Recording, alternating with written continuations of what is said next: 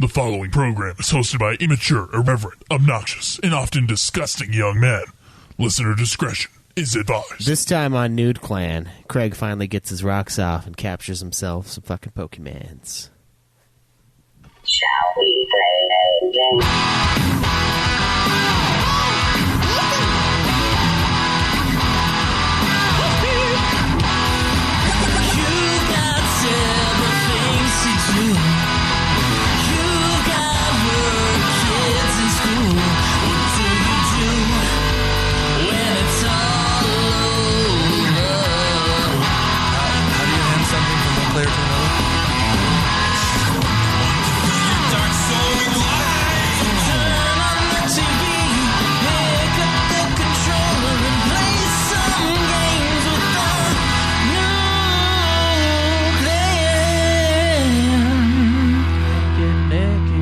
Welcome to another episode of Nude Clan. I am your host, Caleb Craig. This is Cameron. And Caleb Schweiss. And today is Let's Go Pikachu and Eevee. Which versions did you guys play? Cam played Eevee, and I played Pikachu. Oh, okay. The reason why I say you're getting your rocks off is because I know you love the monster capture games. Yeah, I do. And you love them so much that you're just willing to you could force say us that to... I captured everybody. Oh. Ooh. Did you catch all 151 of your buddies? Mm-hmm. You did? Yeah, I'm a fucking Pokemon master in that game. Have you done that in all of the Pokemon games? Yeah. God, dude. You know how many Pokemon there are, Schweiss? There's over 800.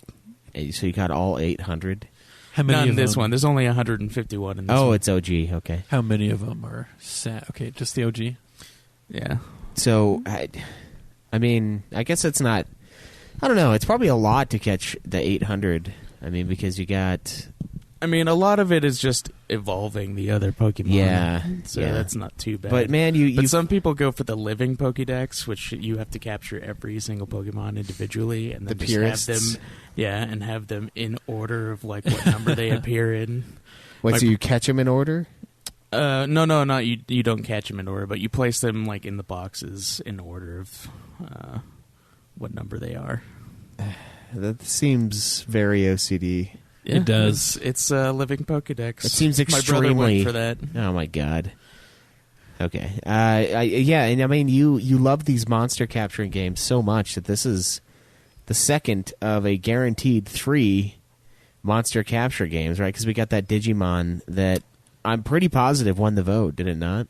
Yes, it did. Yeah. So we voted last time on a game based on another media, and I thought we had some pretty strong contenders. I mean, I chose some Aqua Teen Hunger Force Ninja Zombie Pro-Am, which... Yeah, if Digimon had not been nominated, that would have fucking shut out the other two. There's no way. Yeah. There is no way. Yeah, unfortunately, though, Digimon World 3 was nominated, and you guys have chosen it as your winner with 36% of the vote. Second place, Aqua Teen Hunger Force. Third, Metro Exodus. And last, and certainly least, Vampire Hunter D on our list. So Sad. I look wanted forward that to one that. win. You know, the whole time playing Pokemon, I was thinking, you know what? It makes me want to play some Digimon, so thank you for that. Does it really? No. Oh. I was like, what is wrong with you? Well, this one's going to be very different, so... Oh, Is it? Yeah. Is it really, is. though, Craig? I mean, are you sure you're just not remembering? It's going to be very different. Are you sure you're not just, like, less retarded now than you were as a child, and thus you can look back on it with... The Digimon World games are Rose-colored. nothing like the ones you played. Okay. All right. But it is Digimon... it's Digimon Story. That's right. Sorry. Yeah. Digimon Story versus Digimon World. So that'll be the next group game we have for Nude Clan. Guys, today, like we said, we're talking about Pokemon Let's Go Eevee and Pikachu. Is there really a difference between the two versions, or is it just the starter? Starter it's and starter, and then Pokemon. there's like a handful of Pokemon that are game specific. Scyther, I heard, is not in Eevee. Is it Pinsir that's in yours? Yeah. Oh, cool. So there are some differences Yeah. in there. If this is your first episode of Nude Clan, we're a weekly video game podcast, bi-weekly now, I suppose, with the After Dark, which is our advice segment where we just kind of go off about whatever we want. Provides us a place to rage and seethingly hate that's outside And of the show. answer questions that you have that are burning your soul. Exactly. So it's a good little program over there. Good program. And yeah, check us out on Facebook, facebook.com/Nude Clan. It's NEWD. Since Facebook is fucking horseshit with everything, apparently. You can follow our show on Twitter at Nude Clan Podcast. You can also follow us individually as hosts. I am at UFF Podcast. I am at Obsidian Bar. I am at Nude Clan Cam. And today, guys, we have a great poll. A poll for all of our patrons. Every dollar you give us through Patreon, patreon.com/Nude Clan, gives you one entry into a monthly drawing where you can choose from either $40 worth of gift cards to anything that you use, Steam, fucking Nintendo's bullshit store, where you buy coins. It's like a currency exchange, and they fuck you out of like half of your coins in the end. PlayStation, where they just value money, like good American Japanese people, or Microsoft, which is the same. People. Yeah, that, or you can choose from one of our mini games that we are giving away. This month's big edition will be a copy of Pokemon. Let's go Pikachu or Eevee. If you guys want, whoever wins, if you want that, that's one of the options available. So we are buying one copy of every game we review to then give out, and that'll kind of be the thing we do from now on. So that'll be one of the options, probably the best option in there as far as like newer games And go. I'm scrolling through, so I looked up Digimon World 3 to get, see how much it's going for right now. Found one on eBay, $20 without a case. Found another one for $35 with the case. And then below that, I found one for $238 for some fucking reason. I think it's a new $238. copy. Yeah, Craig was seeing that too. Amazon Used has some that are pretty reasonable. Yeah. But it's a PS1 game, right? Yeah. Okay, so we can all play it. That'll be fine.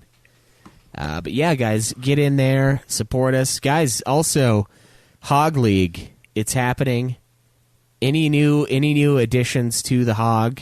Anybody that like registers an account from this week to next week, we'll count you the week after. So like, basically, the cutoff is when I copy and paste all the points that I see right before we do the podcast, and then I'll cross-reference that with the points later and figure out which team wins. And guys, I've got a little schedule built up here. Week 1, no more preseason. The first 2 teams to face off are going to be me, my team, my wonderful, amazing team of little hoglets, of hoggers. Is that what your team name is? The Hoglets? Yes. Hoglets. Craig, do you have a team name? Because it's going to be you that I'm going to face off against. My team is called Craig and the Bitches. Craig and the Bitches versus the Hoglets. That'll be matchup number 1. We're going to do Cameron and Joe's teams. I was going to say I haven't really talked with my team to see what team name it's going to be, but I'm pretty sure it's going to be something like Abrick on my ass. Yeah, Abrick on my ass. To say get it like with a weird. in. Say it with a weird inflection. Abrick on my ass. Yes, it's one word. Yeah. We're going to do Jake and Dylan, Scott Spot and Matunica, and Chase and Jared Helton's teams. Guys, also give me... we have a big thread going on in the league. I know Matunica's Heroes is one, but just fucking tell me your names so that just tell me what you guys' names are, because I know not everyone has a team name. And if not, we could just say blah, blah, blah's team. It's not a big deal. But get your hog in, get your points. If I see anybody that does a ton of points, it's probably going to just be them catching up, which isn't a big deal. And I know Cameron's going to be one of those people, but just let me know. I guess if you care to have some of your points count. If I see like somebody get like 800 points, I'm not going to fucking give them 800 points. Just tweet me and tell me like, hey, I did this and this week. The rest of it's just catching up. So that way there's an incentive to catch up on the hog and then give points to the competition. because I know not everyone caught up. A lot of you guys did. A lot of you guys took our advice and caught up on the Hog, and you can be productive members of the Hog League. Some of you, not so much, like Hog our Society. like our good host here, Cameron Wilson. I just logged back in the other day. But did Yeah. you put anything in there? No. That's step 1, and it's a 3-step process. It's step 1, log in. Step 2, type in. Yeah. Step 3, click the submit button. There's just so much I have to submit. Yeah, and you have to repeat 2 and 3 The task is so until it's daunting. done. I don't understand how you don't just like feel the urge to do it immediately when you do it. Like it's Oh man, it's burned with the desire to just Yeah. log don't the you stuff. just want to see points? Like I don't understand what your problem is here, Cameron. There's so many points to be had. Here's Schweiss with You his just don't fucking have shoebox points. full of pay stubs. Because Yeah. the points, the lists. It's not a shoebox. It's just sitting on my dashboard. That way I can look over and be like, points. All those numbers on those slips of paper, those are all points. Those are Yep. points for me. Yeah, so get your points in. It's fun. It's addicting. And we're all going to face off for this week and see who can walk away with a win and who will walk away a loser. So we're going to do a regular season for about 3 months, and then we're going to have the 1 week of preseason to kind of get everybody ramped up, and then we'll do the playoffs. And we haven't quite decided how we're going to do the playoffs yet. I know in traditional fantasy leagues they do a new playoff draft, but that's only because certain teams made it to the playoffs. So, like, you would take all of the teams that are in the playoffs, and they would do a draft for those players in particular, which we could do something like that, or we could do like a March Madness, where every team gets in, but when you lose, you're out kind of a deal. We're still kind of working on that, but there will be some sort of playoff schematic by the time we get closer. And if you guys have any feedback on that, we're open to a bunch of different ideas. I have a few in mind, just based on the sports world, but I haven't really settled on one that I'm strongly considering yet, and I don't think you guys have either. So we'll do that near the end, and then we'll do the draft for the new season, and then we'll kick it off again, and it'll be like a quarterly ordeal for us to draft as team captains. So jump in, join the fun. We're probably going to do more teams next time, so we'll have more team captains, smaller teams, but more of them. But we'll see how things play out. But thank you all to all of you guys who are participating. It's really cool. I love seeing myself get further and further down that list of points. It really feels great to know that I'm even more of a loser than I thought I was, according to my own points game. Anyway, we had a piece of news you wanted to cover, Craig. I know we don't normally do news. Do you want to do that after the review? Yeah, we could do that. I guess we could do that after the review. It's a good one, and it's so good that we're willing to do it on a review episode, which we have normally not done news on. So let's get a trailer going of Let's Go Pikachu, and we will dive right into the review. Nintendo Switch. Yeah, you gotta get that Switch sound. Get some Pokemon Go.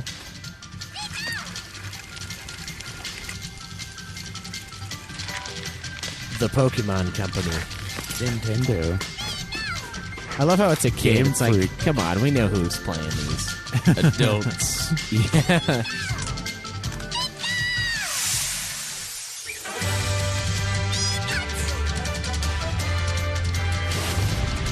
A new Pokemon game. For Nintendo Switch. Play with one Joy-Con. Our game is so in-depth, you can play it with one hand. Oh, you're supposed to use that side thing for the Joy-Con? I did not do that. What? So we have the Pokemon Go capture method in this game. Sort of, yes. And it's sort of infuriating. It's much better to just do it. Whoa. Well, that was hot. It's like, oh, do I need to jack it off You before can I can play with it? You can play 2-player, so now you can waste your Pokeballs at twice the speed. I think it only uses one. It didn't look like uses it. both. I think it uses two. It uses both. Greg, you would have to have someone to play with to know that. I played it with my nephew. And Of course, I have like nearly the, infinite Pokeballs anyway. You can't play with the Pokeball controller. It's a little infuriating though. Did it come with Have the you game? played it with the Pokemon controllers? My roommate has it. Yeah. Oh, he bought it with. Yeah. I've heard nothing but terrible things about that fucking Pokeball. Oh, that's cool. You can take it with you. Yeah, you can put other Pokemon in the thing and take it with you. They level up from the walking thing.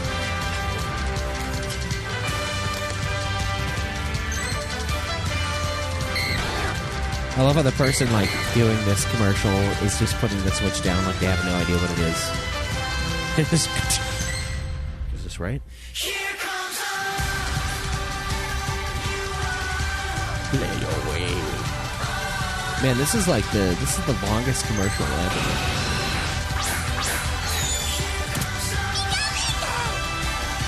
Oh, you can give him clothes. Yeah. It's fucking awesome.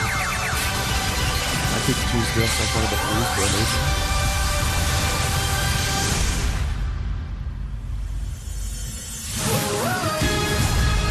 Your first adventure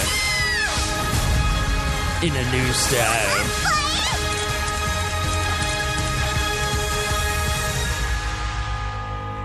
Pokemon, let's go Pikachu. Is that what Eevee sounds like? Yeah. Yeah. All right, no more Pokemon Go Yeah. cross bullshit. I was dressed up as Team Rocket the whole time, and when they asked if I wanted to join Team Rocket, I said, "Yeah, I do." And then they're like, "No, you're playing with us." I'm like, "No, actually, I wasn't. I want to be part of Team Rocket, guys." Yeah, I want to join you. I want to take over the world. Yeah, I mean, literally with you by their side, you would rule the world because you fuck every single one of them. Pretty much, yeah. So, Pokemon Let's Go Pikachu and Let's Go Eevee are both RPGs developed by Game Freak and published by the Pokemon Company and Nintendo for the Nintendo Switch. Yeah. Came out November 16th, 2018.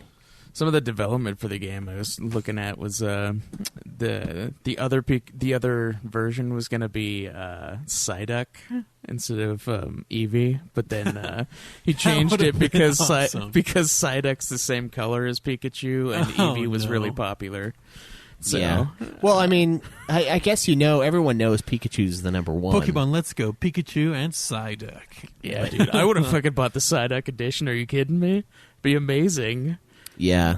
So the game went on to sell fairly well. I think it's just under 1.4 million copies in Japan, couple million in the U.S. Does Pikachu and Eevee have different scores? Yes, they do. What? According to Metacritic, they have a different Metacritic score. What the fuck are they? Don't. That's like a 1 point difference. Yeah, they're like, Pikachu is just a little bit shittier. Fuck you, people. I know, that's ridiculous. So, guys, I know this game was coming out. I saw it, and then I was very interested in it, and then someone told me it was reminiscent of those old ones, and I was like, I'm out. Because Yeah, I don't want to spend 6 million years leveling up Pokemon. They're 100% a remake of Pokemon Yellow. God. It's too grindy for me. It's too grindy for my body. Well, I can't do it. It's a lot They- less It's a lot grindy. less grindy. They took out, like, I'm going to say 75% of the grind. Oh, okay. So I could have bought it. So literally, the only time I needed to go grind was just to get a few levels. I just needed a few more levels to beat the Elite Four, and the only time I really had to go grind and catch Pokemon was because certain places you had to have a certain number of Pokemon caught before you could move forward. So that's the only time I really needed to spend grinding. Oh, okay. So it's not as bad as I anticipated it being. No. Because when you tell me it's just like the old games, what you're telling me is I don't want to touch it. No, what we're telling you is what happens is the same. So almost nothing happens. Yeah. It's just Well, like... what happens is you destroy Team Rocket and then become Pokemon champion. Yeah, well, you also destroy every gym leader along the way. Well, yeah, I mean, that's what you Those have are- to do those in order guys to... are Team Rocket. Well, they're not Team Rocket, but they're in your way to becoming Pokemon champion. That's true, yeah. You must use them as But stepping are ladders. They are the proof to get to the Elite Four, so... Which is the story. That's the story, guys. You Yeah. beat Team Rocket, and then you become Pokemon champion. Yep. Pretty much. And then, of course, there's the side plots of what's going on. But, you actually have to look at stuff and read item descriptions and read descriptions on things around to pick up on that story. It's fucking Dark as far as Joe's concerned, that part doesn't exist. Wait, what side plot are you talking about? The Pokemon cloning stuff. Oh, with Mewtwo? Mm-hmm. Oh, yeah. Yeah, then when you get to Cinnabar Island. That's like the only part, though. That's like, you don't see that anywhere else. Yeah. It's just it's an allusion to foreshadowing Mewtwo, which is interesting. Wait, so he he clones Pokemon? Is that what goes on? There's some of the so it's Blaine, which is the fire gym leader, and Mr. Fuji were scientists that helped create Mewtwo. And you find that out on Cinnabar Island when you fight Blaine. Oh, okay. Yeah. I don't remember any of this shit. It's because you have to explore the old mansion in order to get any of that information. Oh, okay. Shinra Mansion? I mean, okay. One of the movies basically covered that whole plot, too. Yeah, I remember something about cloning in one of the movies. Yeah, it's the first movie. Yeah. It's been, dude, I haven't watched that since I watched it in theaters, honestly. Like, it's not something that I just like, oh, I looked at Pokemon movies, let's sit down and fucking watch it. Well, we're going to watch it eventually. Yeah. For this show. Supposedly. And it's going to be like a solid wall of Pokemon. Yeah, once we start doing the animated it's like stuff. 6 in a row. It's a lot. It's a lot of shit. So story is pretty simple then. You're just kind of a Pokemon trainer. You're going through fighting the dudes, working up to fight Team Rocket. You fight them, and you and your rivals set out to become the best there ever was. Yeah, you got to become Pokemon champions for... no, actually, so like and part of it is like Professor Oak just wants you to go on an adventure and fill up the Pokedex. Yep. And then no matter how hard you try, and even doing gyms out of order, doing the harder one first, your rival still... Well, when did you do first? The rival still beats the gym before you. Yeah, he does. He's always ahead of you. God which damn is why, it. Which is the plot twist. It makes me so mad. He's actually the Pokemon champion. Makes me so mad. I was better than him in every way. No matter what I did, he was always just ahead of me. And whenever I fight him, I just flick him off. He's just a fly compared to my power. it's like, is everyone else in this world shit? He's just a little bitch. It's like two guys that work kind of hard, and we destroy everything in front of us.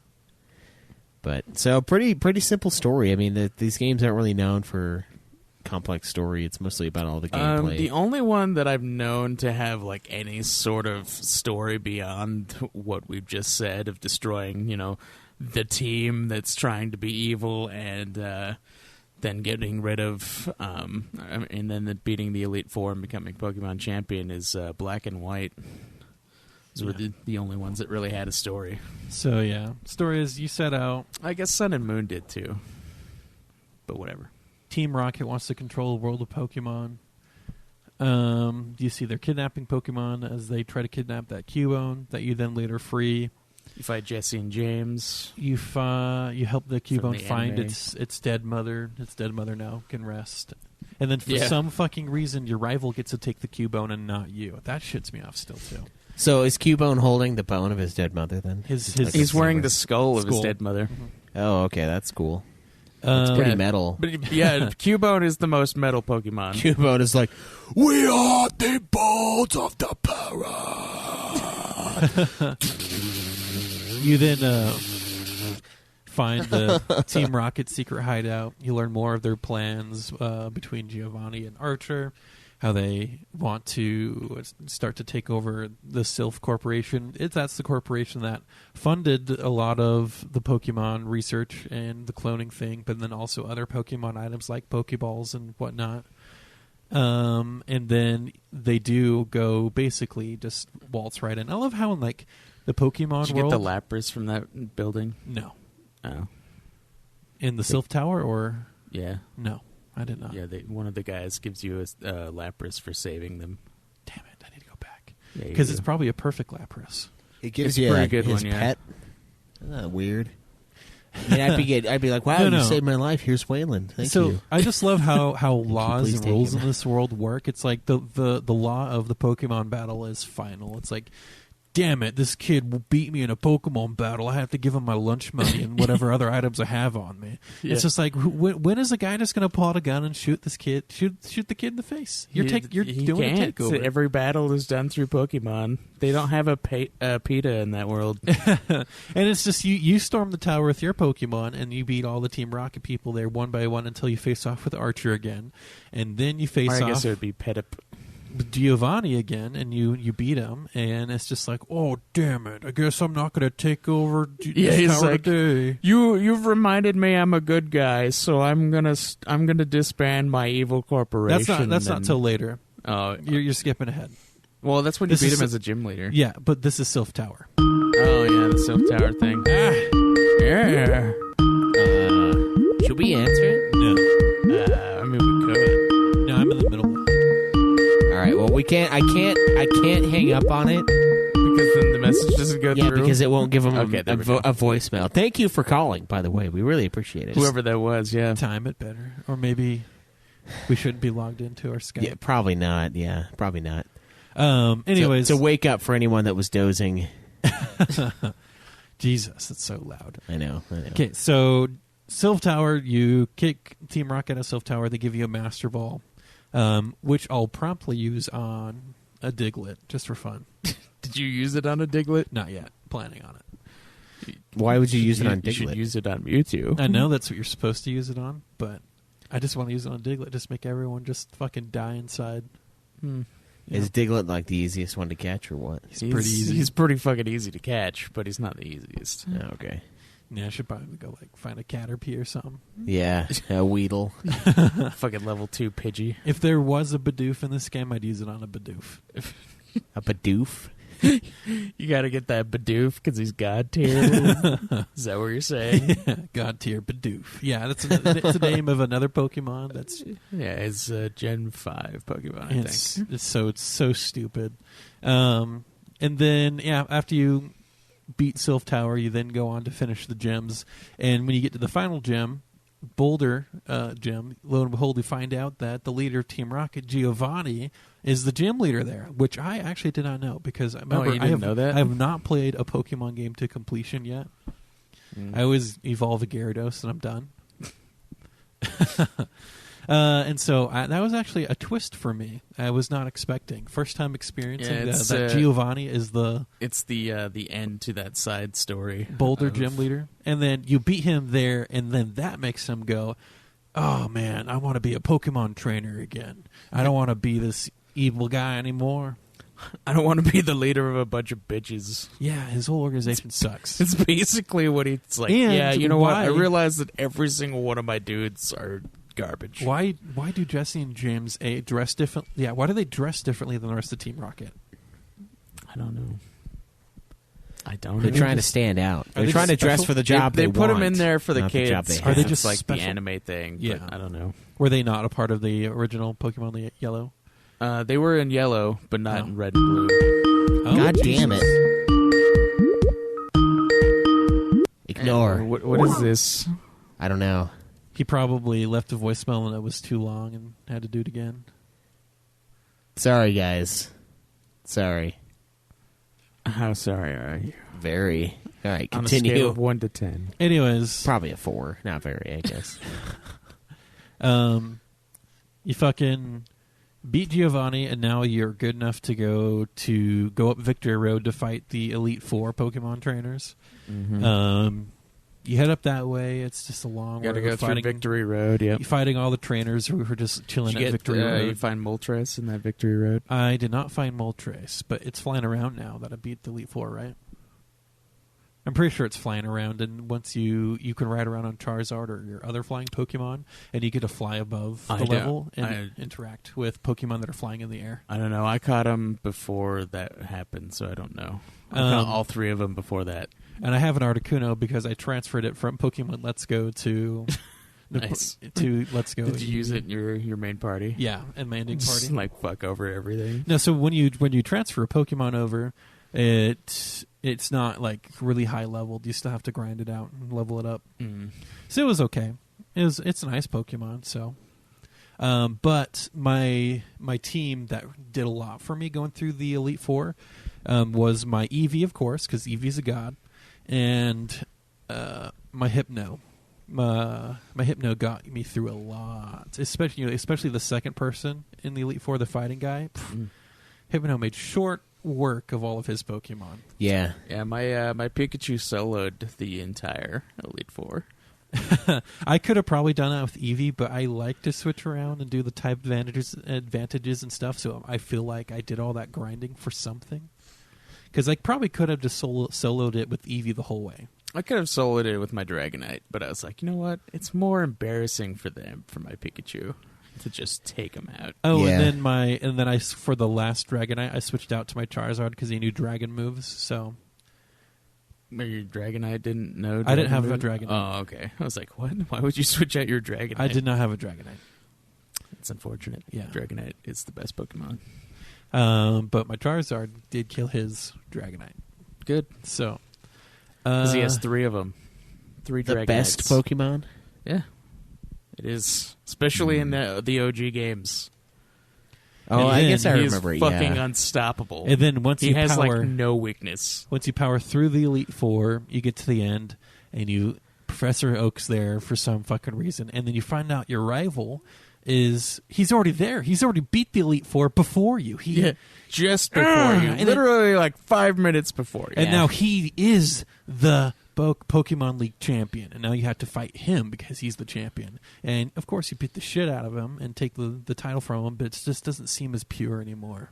Seems tainted by his presence. Yeah, I really did not like my rival, him and his fake kindness and always being one step ahead of me, no matter how hard I tried to blow through the game.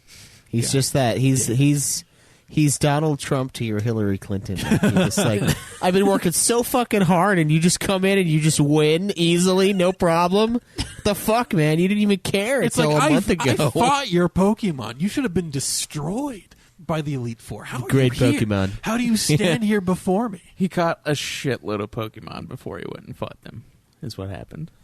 Like his team that he fought me with should have been destroyed by the Elite Four. He was colluding with Team Rocket, I bet.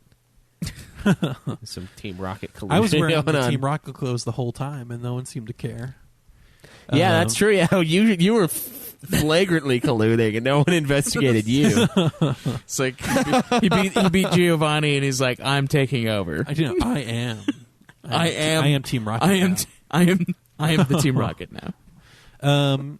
And then you beat him, and now you are the Pokemon champion, and the world opens up for you to do other things, like finish the Mewtwo storyline. Did you put your Eevee in their Team Rocket clothes too? Yes. Nice. Yeah. And then you can go out and do other challenges, like fighting the... so my game, you can actually go out and fight the Eevee Master, or just any of the Pokemon Master. So of each yeah, Pokemon. there's a master for each Pokemon where you have to fight them With that 1v1 Pokemon. with that Pokemon to prove your mastery over that Pokemon. Oh, okay. So basically, just level up every Pokemon in the game to level 100, and you'll win. Pretty much, yeah. Did you level them all up, Greg, or no? No. One that thing seems that like- I kind of want to see, but I kind of don't at the same time, is if I can evolve my main Eevee into one of the Eeveelutions if I give it a stone. You can't. You can't? Okay, good. Good thing it took it away It from won't me. let you. Well, there's some It won't special let, it moves won't let that- me evolve my Pikachu either. So Eevee, the reason why Eevee is a god is that this Eevee can learn some special moves like electric type or water type moves, and it doesn't have the type disadvantage because it's still a normal type Pokemon. So it really just becomes the trump card. It's just Eevee will win because it has your disadvantage attack, and you can't hurt it unless you're fighting. Yeah. And then I would just switch to my Hypno. And your fighting was nothing to me. Yeah, the fucking Eevee is brutal with all of its different types. But So- fucking Pikachu, dude, he has a splishy splash, and that move, like, he gets on a surfboard and like pushes water at him, and he like fucking shocks the water, so it like can paralyze people with like a surf move. It's ridiculous. Eevee's water move was Bouncy Bubble, and it would do water damage and then do a drain and heal Eevee for that amount. Oh man, that's broken. It was so broken. Fucking another one I had was Floaty Fall, and it's when he gets like balloons and he like flies up and then they pop and then he like spikes them with a headbutt and then makes him flinch. I didn't see all the moves, but she would get Sizzling Slide, which is the fire damage, Bouncy Bubble, Buzzy Buzz, which is the lightning move, and it sounds like part of Eevee's soul's leaving every time she uses that. Just Buzzy Buzz. That just sounds like a handle of And vodka. Eevee, Buzzy Buzz. You could also teach her Batty Bad, Ooh. which is the dark move. Damn. Evie, I'm gonna need you to lick this peanut butter. That would right destroy off my all the balls. psychic You're ghost disgusting Pokemon. choice. Why would you do that to an Eevee? But then there was so many other moves out there that you can make these Pokemons learn. Get her to shock But that's your definitely asshole a that's little bit while definitely she's- unique to this game. So. Woo! Yeah, those special moves. And Pikachu's honestly, special. it makes it almost feel like the game's kind of broken to a point, and that's why you can just. Oh yeah, because the starting Pokemon are like the perfect Pokemon, and they have boosted stats too, so they're like But stronger than normal. if you go around and there's certain people who give you Pokemon once you've captured a certain amount, those Pokemon they give you are near perfect as well. So Yeah. I had that Charizard I got near the beginning The of the game's near Charizard, perfect. Bulbasaur, and Squirtle. Oh, and I also then the Lapras Gave him the TM for Flamethrower. Oh, Yeah. wait, your Eevee? No, you can't learn a Charizard. Oh, your Charizard. Oh, well, it would have learned that anyway as Charmeleon. Not Flamethrower. What is it? Flame Blast. Something Blast. The TM. Fire Blast? Yeah, Fire Blast. That's what I Yeah. gave him. It's only 5 PP move. Yeah. Yeah, I need to PP max that the next time so he has more of those You moves. have no more PP left for this move. Yeah, It's always nice if you find some PP up in the bushes, though. yeah. It's like such a magnanimous bush that the pee-pee is super hidden. But then when you go in there it is. You know, it's always there. No, so that Charizard would fucking wreck face as well. It's just... I mean, Eevee with that fire move, it's like you can switch to Charizard and then get hit once by the attack, but then have a fire move ready to go. Or you just use Eevee, and since Eevee was my thing for everything, it was like 10 levels above most things I fought. It was just one-shotting most stuff. So, yeah. Maybe that was a little game-breaking to learn all those extra moves, but, Pokemon. Yeah, I mean, you got to It's use about this- being the very best. You got to use the type advantage, man. That's what it is. Yeah, but see, type advantage, but then on a normal type Pokemon who has all the type advantage attacks, you just got no weaknesses. Yeah, it's pretty brutal. There is a Pokemon that has no weakness, and it's oh man, I can't remember what gen it is, but it's called Electros.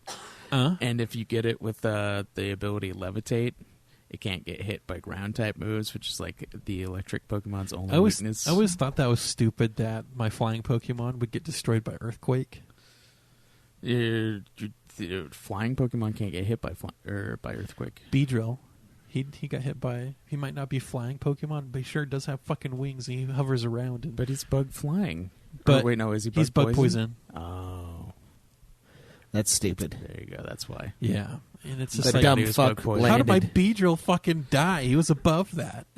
You fucking Earthquake one-shotting my Beedrill. There are ways to get flying Pokemon to get hit with those. Like there's not in this, but you can like toss an item that will make them fall to the ground, and then you can like force them to get hit by those Yeah. moves, which is Yeah, hilarious. just throw like one of those like little hug drinks, those pure sugar drinks that you get as a kid, and then the Beedrill just like There's oh my there's God. like a move that like allows you to switch items with the enemy, so you like have a heavy, it's like heavy ball or something like that. You like use the switch items thing, and then you just like hit them with the moves. Like it's great. So my winning team was Eevee, Hypno, Articuno, Rhydon, Charizard, and Beedrill. See, mine was Pikachu, Dragonite, Rhydon, Bulbasaur, or not Bulbasaur, Venusaur, Blastoise, and Charizard. That was my team. Nice. So I like Alakazam a lot. It's usually my favorite to one, psychic type Pokemon. But you need I'm to surprised trade you didn't him. use a Gyarados. I just didn't want to take the time to train a Magikarp all the way up. And then for Well, me, all you I'd have want to do make is sure I catch have Pokemon. That's all you have to do. But see, I would want to make sure that I found a perfect Magikarp before starting to level them up. Well, it's not like fucking Magikarp are rare or anything. No, I just didn't want to take the time because I had to beat the fucking game. So I might go back and still do that. You can get the Mega Stones for Mega Evolution in the game, so you can I still know. use a Mega Gyarados. My rival used that on me, but I still showed him that it was worthless before me. Your Mega Evolution is nothing. Yeah, I usually like to go Alakazam, but I didn't have anyone to trade with, and I found a pretty decent Hypno, so I just leveled him up, and I found out kind of like my Hypno. So for him, I would do the Hypnosis to make the guy fall asleep, Dark Scheme to boost his special attack, and then Dream Eater, and just destroy Dream them. Eater is so broken when it hits, too, because it does a fuckload of damage, and then it, heals you. I know, it auto-hits when they're asleep, so... And so he only knew 2 attacks. Psychic, which you have 10 uses off of because it's such a powerful attack, and usually one-shots most fighting Pokemon I face, even if they're a few levels above me. But do the fucking Hypno, Dark Scheme, Dream Eater combo. It takes a few turns to set up, but it any obliterates. PP ups on any of your moves? Not on his moves, no. But I should PP up some of his moves. Yeah, everyone should get PP up.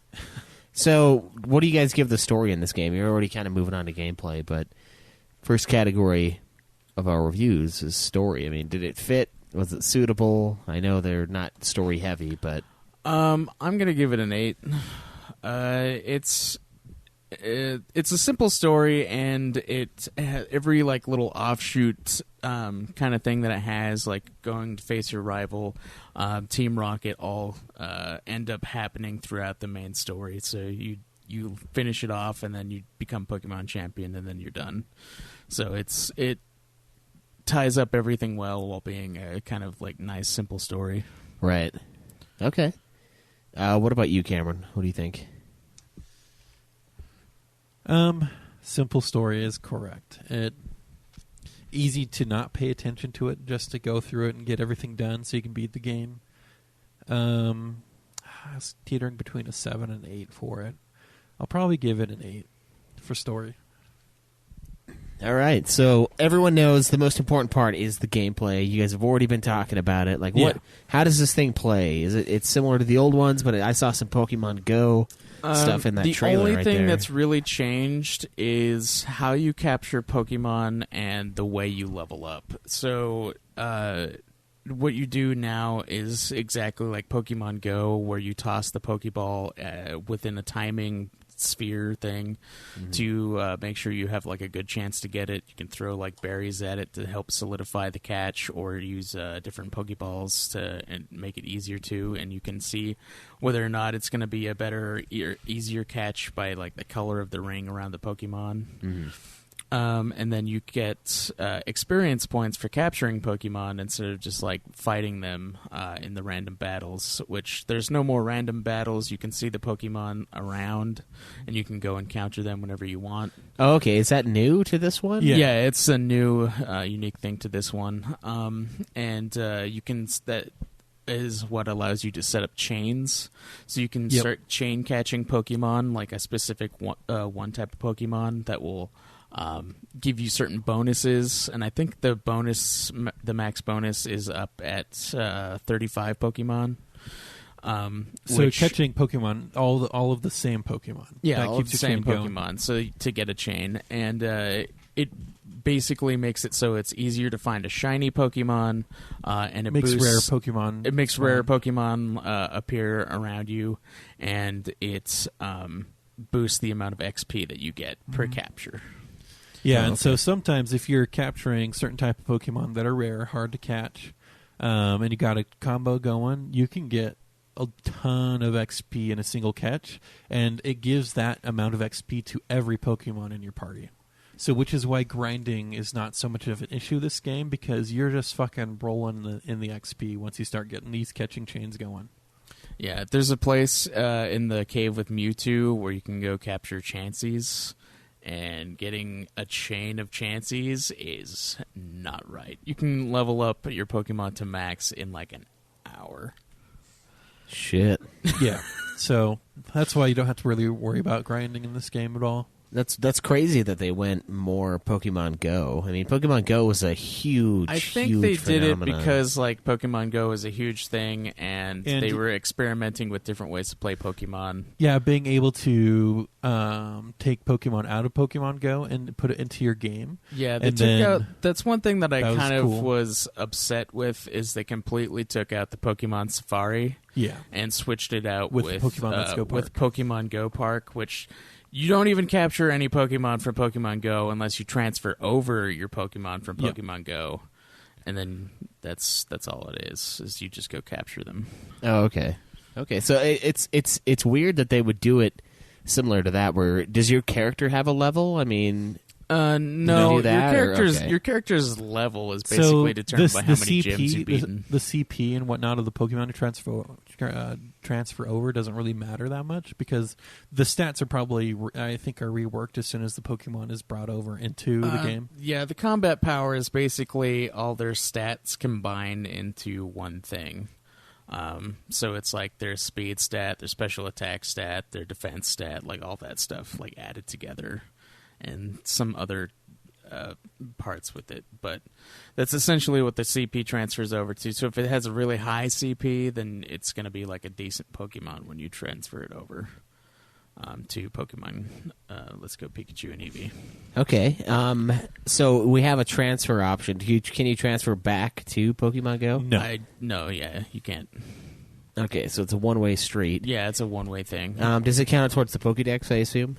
Yeah. So like all the ones you All have Pokemon and- that you capture count. That's how towards the I Pokédex. got a Scyther in my game. Did you guys do it? Then you guys both yep, did it. I did it. Okay. It also different Pokemon have like different sizes too. You can see when they'll have like a little blue ring circling around them when you see them on the map, or a red one, which indicates whether or not they're like smaller than normal or bigger than normal, which doesn't really like do anything other than it's like a little Pokédex thing. And my Dragonite is like fucking massive. Yeah. Yeah, it's great. Nice. So it just has it's just like a normal Pokemon game then, just with a little bit of Pokemon Go spiced in. Yeah, it's just a little bit of a twist on how you go about capturing Pokemon. Even the Pokemon battles don't really give you any XP. It's entirely based on capturing Pokemon. Oh, really? No XP from the battles? Yeah. Wow, that's... What? No. So you don't battle Pokemon like out in the wild. You just capture them, but you do get XP from doing trainer battles and the encounters with trainers all around. So Yeah, there's like a shitload everywhere. But so yeah, none it's from random Pokemon, but Pokemon that are controlled by somebody. yeah, so you get Yeah. XP from fighting Pokemon there, but they took out fighting random Pokemon. You just throw balls at them till you capture them. Yeah, and that's what gives you a ton of XP. Yeah, that's what gives you XP. And the rarer the Pokemon, the more XP you get from it. That kind of doesn't make sense for the Pokemon to get experience from you capturing other Pokemon. Don't think about it too hard. Yeah, it doesn't really, but Like- it gives it to your entire party and not just the one Yes. that was at the front. It doesn't And same with the divide it- trainer doesn't even battles. divide up the amount of experience amongst all your Pokemon. It's Yeah, they it's- all get that number. Yeah, which is why it's super easy to... they took out all of the grind. This is the easiest Pokemon game there's ever been. It is 100% for small children. It's funny because the companion game, Pokemon Go, is probably the grindiest game of all time. And yeah, it probably is. It's a passive game though now, especially the way they've developed the app and stuff, where Yep. you can kind of incubate eggs while you're walking around, and the apps don't even open. Yep, don't even have to have the app open. Destroying your fucking battery life like it used to. Yeah, this one also allows you to like have little fun features where you can have any Pokemon follow you around. Yep. And it lets you use your Pokemon to do things like when you fly, you actually are flying around the map instead of just immediately teleporting to whatever town it is. If you use the HM to fly or dash, then it will just teleport you. But otherwise, if you're just flying on the Pokemon, you can't just fly around. Yeah, you can't just go wherever you want. And that's how you find some of the flying Pokemon. If you have a high enough chain, you can find like Charizards and Dragonites flying around in the air, which is And I heard that's how you can also awesome. find Moltres flying around too, if you're doing that in a certain area. Yeah, I believe it. But yeah, that's it's really cool. Yeah, Those I little kind gameplay of features. wish I would have played this, honestly, because the biggest thing that kept me away from playing this game was that I heard that it was just as grindy as the old No, ones. every single Pokemon game since the original ones have been easing out a lot of with the grind. XP share. So The XP share item in the new Pokemon games make it so that every Pokemon gets some XP instead of just and the it one leaves it that's up been to you whether or battling. not you want to use it or not. Oh, okay, so Yeah, so you're not forced to use that fucking Magikarp until it's level 20 to get a Gyarados, basically. I still That's do how it the works. throw the Magikarp out first and pull it back because I feel like it gives it a little more experience. I don't know if it does in the newer ones, but it would have in like the second and third games, I think. I mean, that's just what I normally do when I want to quickly level up a Pokemon. Is go fight something that's way above its level. yeah, Yeah. and then just pull it out. Yeah. Yeah, I think the last Pokemon game I played was Gold, so that's like Gen 3, right? That's Gen 2. Oh, Yeah. well. So they're a lot less grindy now, Schweitz. Pokemon Sword and Shield are coming out in November. And see, I loved them though. I loved it back in the day. I was all about. You should try grinding that Sword and Shield when it comes out. I might have to. So we've got that. We've got the gym battles. I mean, you guys. It sounds like Cameron just kind of cheesed them with the Eevee. Was it tougher for you, Craig, or were they still pretty easy? No, they're pretty I fucking think easy. the point of the game They- is to make all the battles easy, though. Yeah, they're a lot easier. There's are challenges, but it's entirely after you beat the Elite Four. For instance, you can battle Red, Blue, and Green once you beat the Elite Four. They're the super elite traders, and they're supposed to be the characters that represent the previous games. Okay. And the strongest one is Red. Obviously, is basically the one that the super boss from Gold and Silver. He has like the Pikachu, the the Venusaur, Blastoise. You know, that whole thing. They're all his Pokemon are like level 85 or some shit.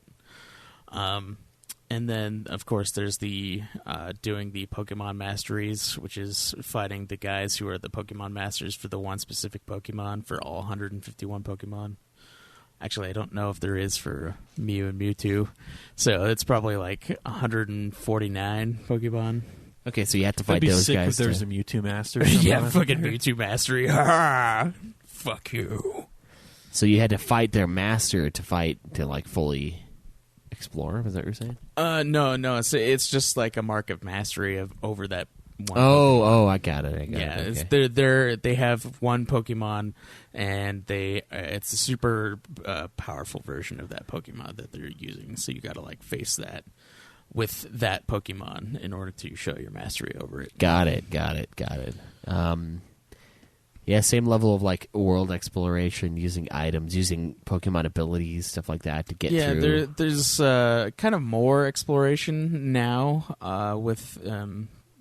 with a certain Pokemon appearing everywhere, because they don't cut off like the evolutions at all from you like they would have in the previous Pokemon games. So you could find, like I said, Charizards and Dragonites just flying around. Oh, okay. So wherever it just kind of depends on where you are and what you're chaining to find rare Pokemon. So it's even appearing on easier the to map. catch all of them than Yeah, in this it's one. a lot easier to capture all the Pokemon. So you don't have to evolve whatsoever. The only ones that still are you have to evolve and trade the Machokes, your Alakazams and Your Alec Gadaras. Baldwins. Yeah, and your Haunters for the Gengar, that kind of thing. But other than that, yeah, it's super easy to capture all the Pokemon. Nice. I'm kind of sad now. Like I kind of wish I would have played it with you guys, but Yeah, Yeah, and it would've been fun. it changed how you play the game too. With like at the beginning when you start up the game, it asks you what kind of controller you want to use to play the game, because there's the Pokeball that the Super Edition comes with, and then you can just play it with the one Joy-Con or play it as the undocked Switch. you should never play the Switch with the controllers attached to the Switch. What do you mean?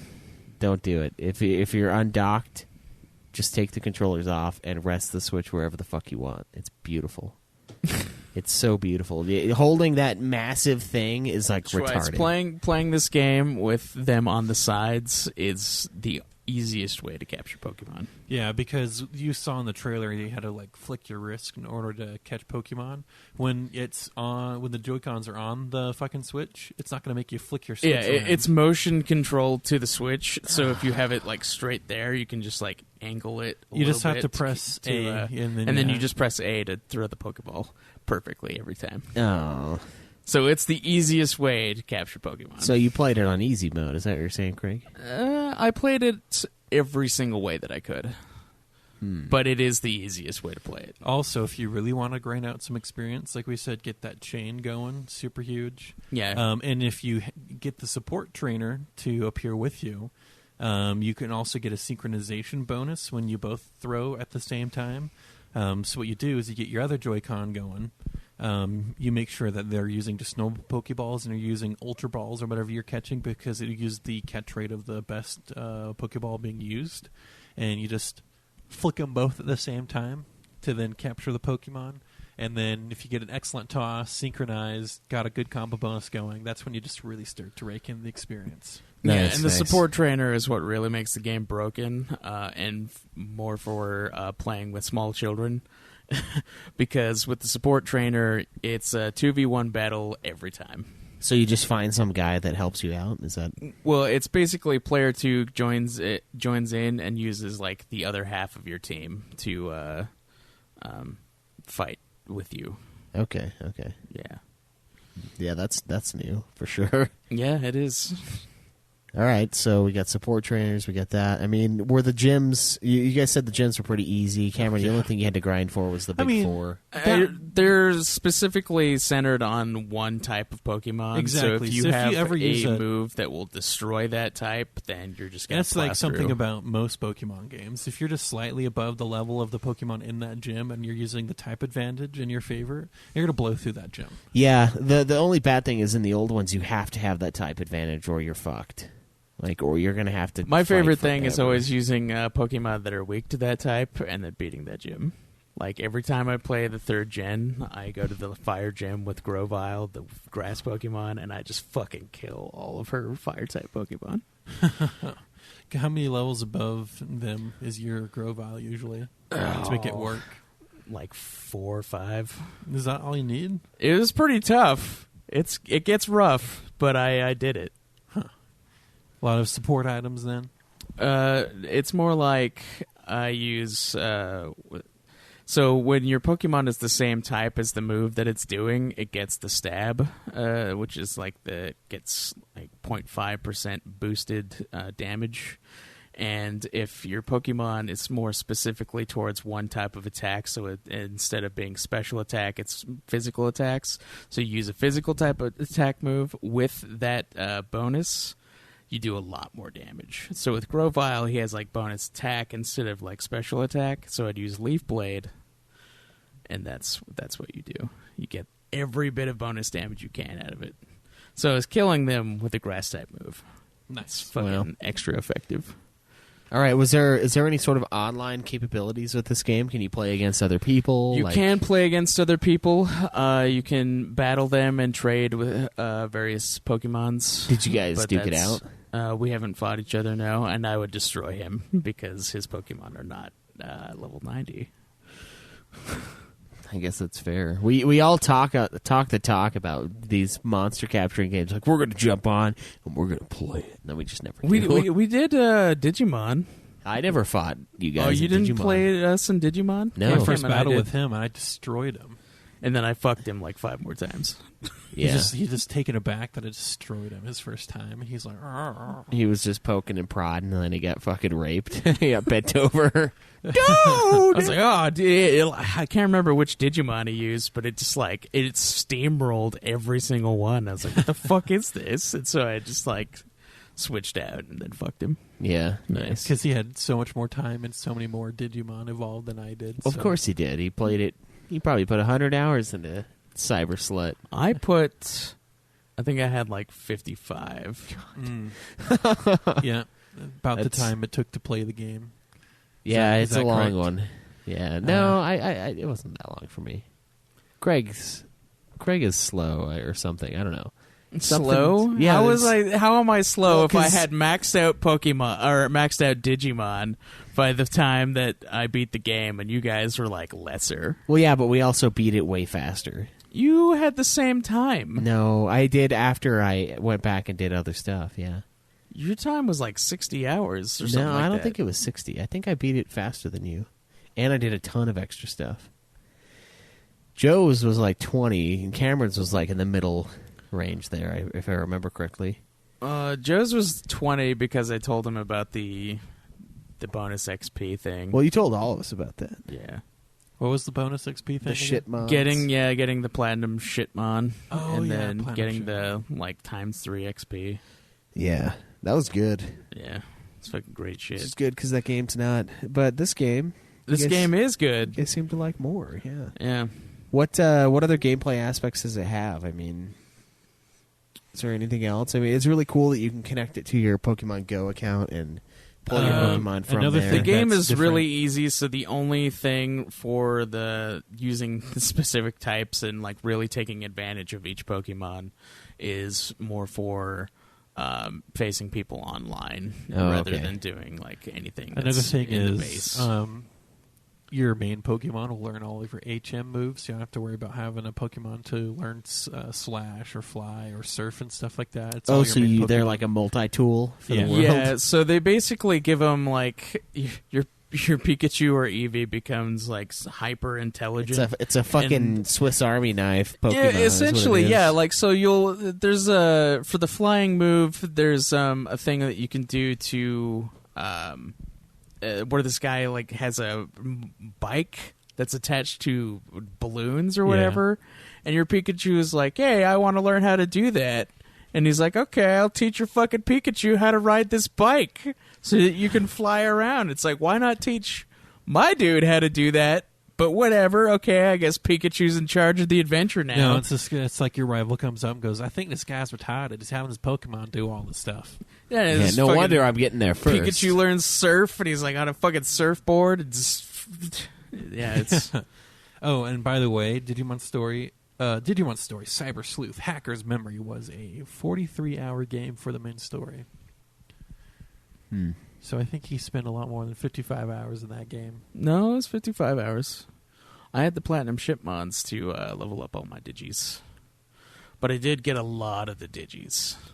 Although I didn't get that Huniman like Schweitz. I just Hoonie. had that Sister Mon, and that was enough for me. Yeah, she worked you. She worked it out for you.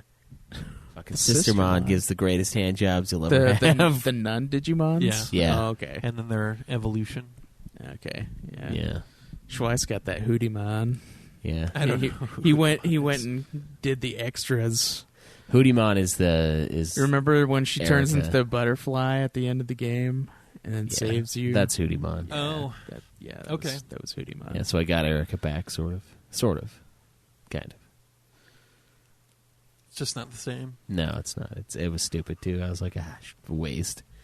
And then I was gonna do the other ones in that, but then I was like, this is gonna take way too long. Anything more than like an hour for a trophy, I'm like, in a game I don't like, it's just not gonna happen. Just not gonna happen. So, guys, gameplay. What are you gonna give the gameplay out of 10? I'm going to give it a 9. I'm gonna give it an 8. All right, why 9 and why 8? I really enjoy it. It's basically just like every other Pokemon game. It's super easy, but it doesn't make it not fun to play. Capturing a shitload of Pokemon. Obviously I went and became a Pokemon master. Right. I enjoyed it, pretty much everything about it, except for using the capturing stuff. It can be kind of a pain in the ass, especially if you're playing it from not docked onto the Switch itself. You use the ball, right, Cameron? I have used it, and it's not And it's preferable. garbage. It's garbage. Yeah, it's fucking garbage. Okay. Yeah, it's too bad. That's kind of It's a cool because idea. the stick that you move around with.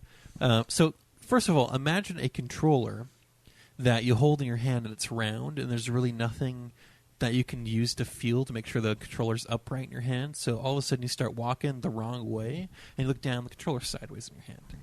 Oh, okay. So And- it's designed.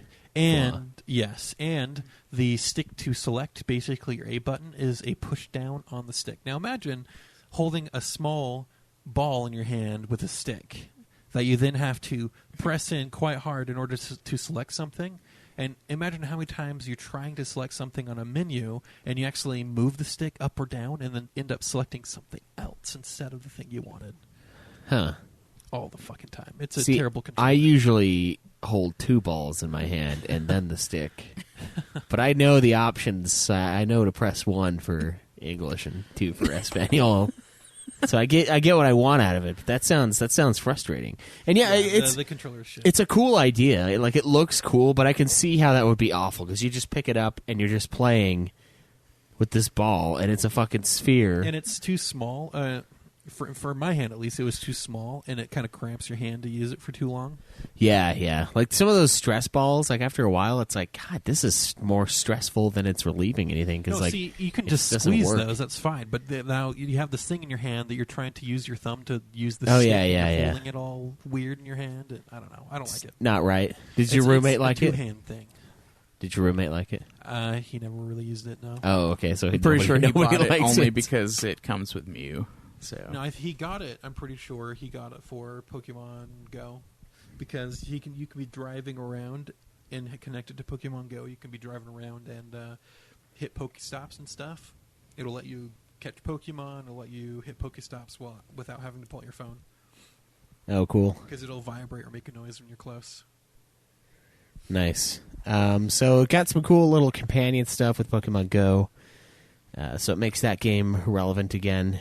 A lot of people still play that shit though, from what I've seen and heard. yeah. So cool. Next up, sound and music. What's the soundtrack like in this game? Does anything stand out? Voice acting? I didn't really hear much. It's other than just a remaster of the old Pokemon music from the first game is really all it is. It sounds fine. okay. Nothing too special. I mean, it's got the creepy music where it needs the creepy music, but other than that, Yeah, I would just say it's pretty standard. Nothing sticks out, and there's no voice acting in this game. So, Well, other than like the Pokemon sounds and then Pikachu and Eevee there's going, the 8-bit "Pika!" Pokemon sounds, and then there's your Pokemon, where it sounds like they put way too much effort into your Pokemon sounds. Yeah. Especially when you get to the part of the menu where you can pet your Pokemon and really get up in there. Yeah, that's another gameplay feature is that you can play with the Pokemon to make them more friendly towards you Oh, okay. and And other then, stuff. the And more then your you can Pokemon also like bonds with you, is more friendly with you, the more it'll just like oh yeah, dodge attacks. It will or- fucking dodge attacks and it'll land crits more often and it'll do all sorts of shit And like that. if it has a status effect, it didn't want you to worry, so it just yeah, broke it out the just status yeah, effect. it got rid of being paralyzed from the Yeah. waist down. Don't It- sweat it. I can move my legs. I've been able to move them for years. Yeah, it's so yeah, there's stuff like that which is pretty great. And it's worth doing because it takes like 5 minutes to like max it out basically. Okay, cool. You just kind of like pet them and then feed them, and then that's really it. And then you can like dress up your main Pokemons and Also, various. Pokemon, you're walking clothes. around, they'll notice stuff and they'll go walk off somewhere. If you go talk to them, they'll give you something that they saw that you didn't see. Oh, cool. So they're like little item hoarders. Yeah, they find little hidden items like berries Kleptos. or Pokeballs and things like that. Nice. PP up when you need it. Yeah, PP up when you need it. Yeah, that's PP up, bro. But yeah, What do you guys think sound about it? and Yeah, it's give it like a 9. It serves its purpose, and it's just like a remaster of those old songs, so it's kind of nostalgia based. Okay, 9 I don't for know. Craig. I mean, it was probably. I mean, like you said, low effort remaster. I mean, serves the game. Maybe 7's too low. I'll give it an 8. It's as low as you need it to be, Cameron. It's up to you, man. It just didn't feel like it was too special. Yeah. So what about the design and graphics of the game? I think the game looks pretty good for me, but I haven't looked at a Pokemon game since like Ruby or something. I don't know. It looks really good. This Pokemon game, they took a lot of the style from the anime, so that like your main character looks exactly like Ash, that kind of thing. Yeah. They made it so you can kind of see little tufts of hair on your Pokemons more. You can. Each individual Pokemon has their own little sprite for their. Pikachu has his like lightning strike pube thing going on, his lightning strike bush. And then you get they get their own little sprites for when they're in the party, and you can like pull them out to have them follow you.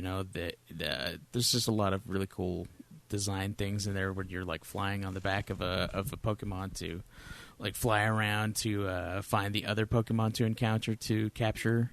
Mm-hmm. Just little things like that are really cool. All right, so it looks pretty good to you. Yeah. Yeah. Graphically, I think it looked good from the trailer, what I was seeing. And the Switch is like, it's like a PS3, basically. Which is weird because the PS Vita is also like a PS3. PS Vita is like a PS 2.5. You think so? Yeah. Okay, I guess it doesn't quite reach PS3, but sometimes it kind of feels like it does because it's like on a smaller screen. Got it. Okay, but it's more like a PS 2.5. All right, so Vita or Switch definitely looks better than Vita. Yeah. Definitely. Although there isn't really any games on the Switch that really push it, other than maybe like Bayonetta. But yeah, that looks pretty good. I guess that's fair. So. The design, do you like the design of the game though? I mean the visuals. I mean I know it looks good, but like is it an interesting world? Is it fun to look at? It looks good. It's really fun to see the Pokemon just wandering around. Yeah, that's a cool feature. That was a really cool thing to add, was being able to see the Pokemon moving around the grass and then come darting out at you. Yeah, and then you can like see the various size changes for the Pokemon. Yeah, it sounds kind of similar to like FF13 where you have the battle screen that you go into once you get into battle, but before that you find the monsters walking around. Can you get like preemptive strikes or anything on them? Or not really. When you bump into a Pokemon, it just kind of like starts the battle. Not really a battle, but it kind of like starts the encounter where you can just like toss a Pokeball at them and then have it be done. Whatever. That's cool that they went that way. I kind of prefer that in games. The random encounters are interesting and like it was fun back in the day, but now it's like I don't know. I think it's a lot better to see things. The random encounters are just annoying. Because then, really especially in Pokemon games, because there's like 12 different options that could be in that bush over there, and you go in and you keep getting the fucking Weedles, but you don't want the Weedle. You're like after a different guy. Exactly. Yeah, that's what takes out part of the grind, and it's something that I kind of hope sticks for Pokemon Sword and Shield. Yeah. All right, cool. What are you going to give design and graphics, Greg? I'm going to give it a 9. 9 for me as well. 9 for Cam, 9 for Craig. All right, guys. We are to the final and arguably the most important category of our review for Pokemon. Let's go. The replayability. Do you want to replay it? Are there things to replay it for? In a perfect world where this is the only game, would you replay it? Or have you? It has a shitload of replayability. It's a fucking Pokemon game. In a world where you could be the very like all best, like Pokemon no one games ever are. was. There's so many ways to be the best, even down to being the best in a specific Pokemon. Yeah, you can be the best at every single Pokemon while owning every single Pokemon. There's the Mewtwo storyline. Yeah, you can which go is do really complete. just going into the cave and then capturing Mewtwo. But yeah.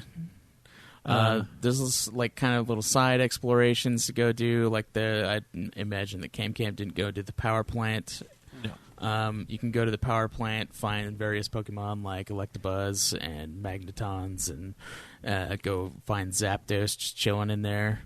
And you then can go catch Articuno and the Seafoam Ks and the Moltres. Yeah, you can go get the legendary Pokemons. You can go, after you beat the Elite Four, face Red, Blue, and Green, who are superpowered trainers that have Pokemon that are stronger than the last few people that you fought. So basically like the Elite Three after the Elite Four. And then, yeah, you can go do masteries over each Pokemon specifically. So that there's a lot of replayability just in that. And then also, because it's a Pokemon game, you can go play it however many times you want, restart it, and try to get all your Pokemon to be perfect so you can beat the shit out of your friends. Yeah. Did you guys play online? I know you didn't play against each other. But I have played online, and I destroyed fucking everyone with my Pikachu. Oh, okay. Yeah. Really? Yeah. They all play the same game. They should all have a powerful Pokemon. I mean, they do. But out of like the 5 or 6 battles that I did, I beat every single one. My Dragonite's great. Just doesn't make sense. How does it not make sense? It just like they all play the same game. They all had time to grind out Pokemon. They should have that fucking fuckface best Pokemon in the game too. Yeah, Craig's Pokemon Master though. Those guys are just I'm a Pokemon Master. they're just Pokemon. Yeah, they're dudes. Pokemon chumps. Yeah, exactly. Maybe it's against online social etiquette to use your starter Pokemon in those online battles. No, you can. You can. See, you said you can. You can. But should you? There's no. Some people can set up restrictions on what you okay. want for the battles, so you can have it set to like level 50, so that every Pokemon's not like hyper powered. Stuff like that. You can set rules against what Pokemon can or can't be used. For online battles. Are there still a lot of people playing this thing online? Oh yeah, Like, it's still pretty popular. Okay, because with Digimon, it'll like be old Pokemon incredibly games, there was, like, a lot of popular people even online. when the new Pokemon game comes out. okay. So The thing is when I played Digimon, we played that when it was fairly new. There were not very many people online. yeah, I can get on fucking like Pokemon. Let's see, what was the last one? Like X and Y, and I can still find people to trade with and battle. Sun and on Moon, there. I can get people on all the time. Well, yeah, it's Sun and Moon, but that's like the newest Pokemon game still outside of Is it? Pokemon. Yeah, Huh. it's the newest gen. So. Do you buy both of the games in the gen? No, I usually just buy one. Oh, okay, good. I'm always like, why would you buy both? Like, they're the same fucking game, just you can slightly easily find different. somebody to trade with to get like the one Pokemon that you're Pokemon. missing. Yeah, Yeah, and then you can breed. So, except for you can't in this game. I just think it's insane. They sell you. There's so many people that buy the same game twice on the same day, and it's like, Well, why? there's minor changes in those games where like the main event happens surrounds like the whatever legendary Pokemon it is, right? Yeah, which they didn't do in the first 2 Pokemon games. That started happening in Gen 3. Where it surrounded like whatever legendary Pokemon it is, like the bad guy group, like their Team Rocket is going after that Pokemon to try and take over the world. Yeah. So you got to stop them, eventually capturing that Pokemon. So that's the version changes, which is also why there's like a third version that comes out usually, which surrounds like the third Pokemon that's in there, the third legendary, because it always comes in 3s. got it. Cool. So, guys, I mean, are you going to replay this game? Have you played I've it already since you beat it? replayed the game. Okay. So yeah. I will probably play it until I at least capture Mewtwo. So All right. replayability, I'd probably give it 10. 10 for Cameron. What about you, Craig? I also give it a 10.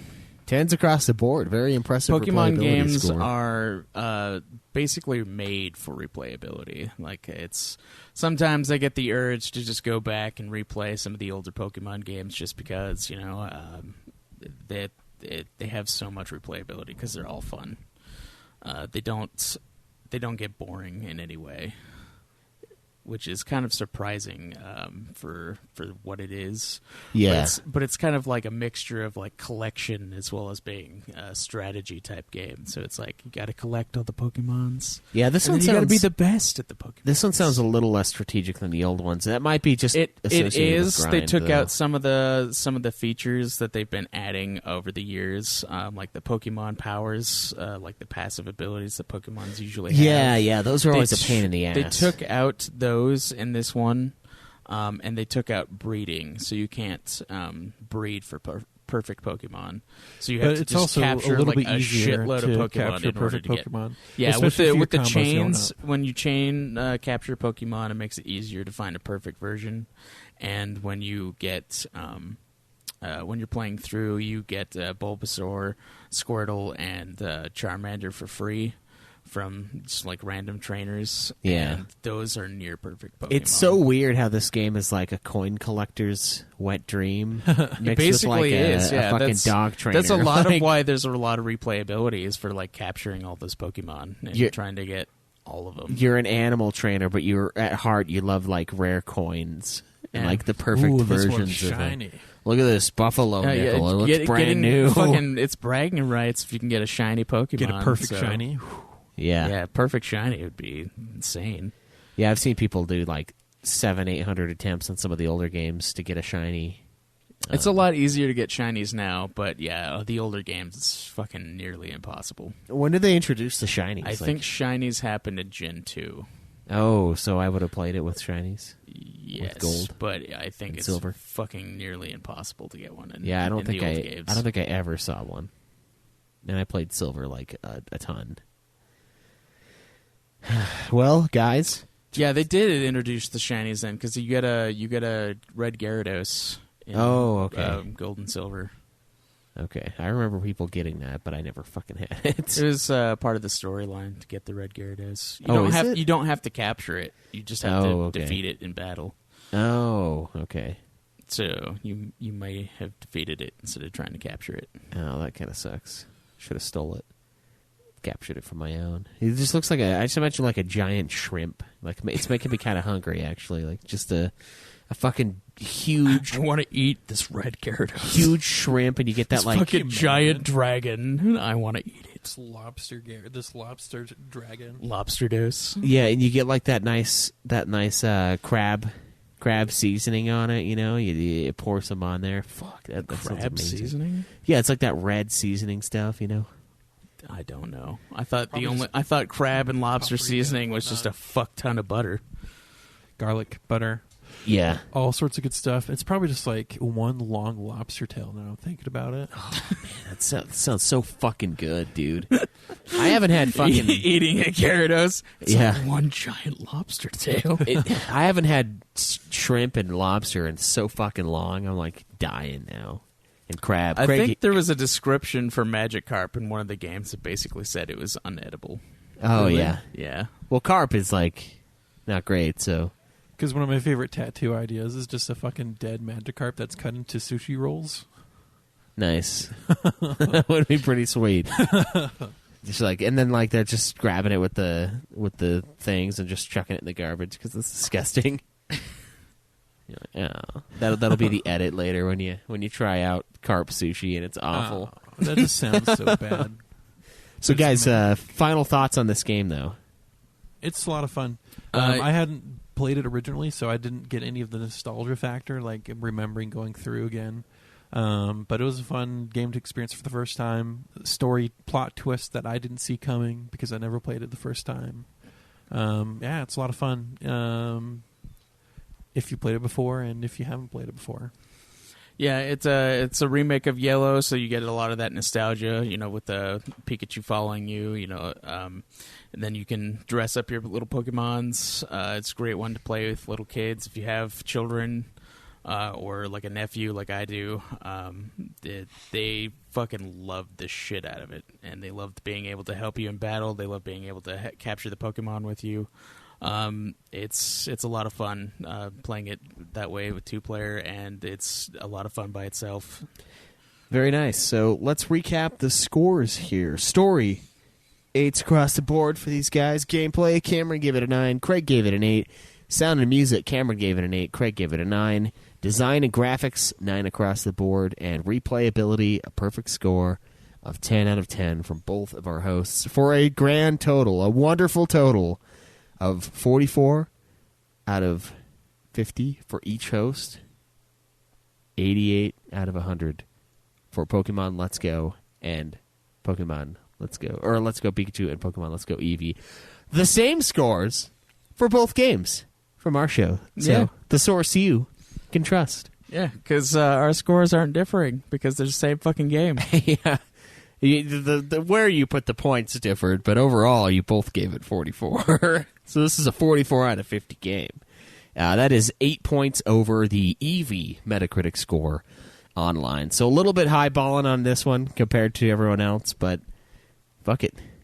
They're all wrong. I really enjoyed the Eevee version of the game. I don't know. I don't think I would not have enjoyed the Pikachu version, but Eevee's where it's at. Yeah. Fuck you, dude. I think utility-wise... Pikachu in a like fucking little tux with a bowler hat. Beautiful. Dude, you can buy a crown for Eevee. That's 999,000 yen, game yen, or whatever currency they use. I think it's yen. 999,000 for a crown. I have to go find out what that's all about. I put fucking sunglasses on my Pikachu with the bowler hat and a little tux, and it's fucking awesome. It's great.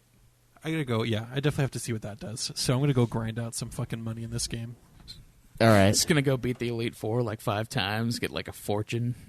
Can you can keep replaying them? Yeah, you can keep replaying the Elite Four as many times as you want. Just gets easier every time. All right. So, guys, we had you had a question that somebody asked us on Twitter, I believe. Yeah. Oh yeah, let me- this is let me the.